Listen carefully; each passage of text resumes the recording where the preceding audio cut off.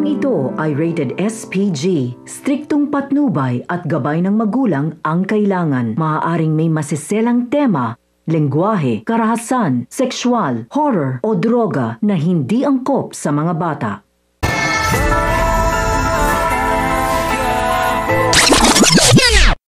Nagpasalamat si Tanggol sa kanyang ninong Mando dahil sa pagkakawala sa kanya nito. Sinabi ni Mando na alam naman umano ni Tanggol na bata pa lamang ito ay itinuturing niya na itong tunay na anak. Ayon pa kay Mando, nasanay sa nangyaring ito kay Tanggol ay maging isang malaking leksyon ito sa kanya. Ang mga dapat nating abangan ngayong Lunes. Nangangamba na nga sina Tanggol at ang kanyang mga kaibigan dahil lahatulan na sila, kung kaya't dito sinabi ni Tanggol na talagang dasal na lamang ang kanilang makakapitan at hindi sila papabayaan ng Diyos. Dinalaw na nga ni Beng si Tanggol matapos itong makipagkita kay Tess.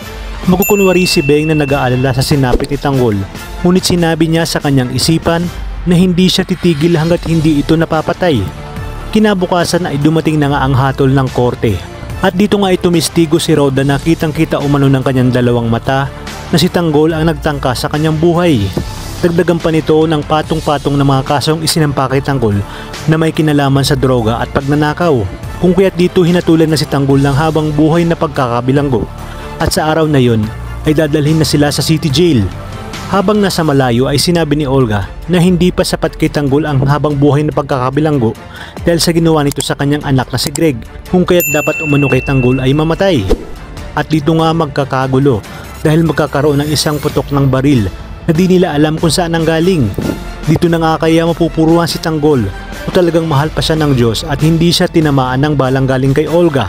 Pakakaabangan nga natin ang bagong yugto ng buhay ni Tanggol sa loob ng bilibid at kung sino nga ang mga taong tutulong sa kanya upang makatakas sa loob ng bilibid.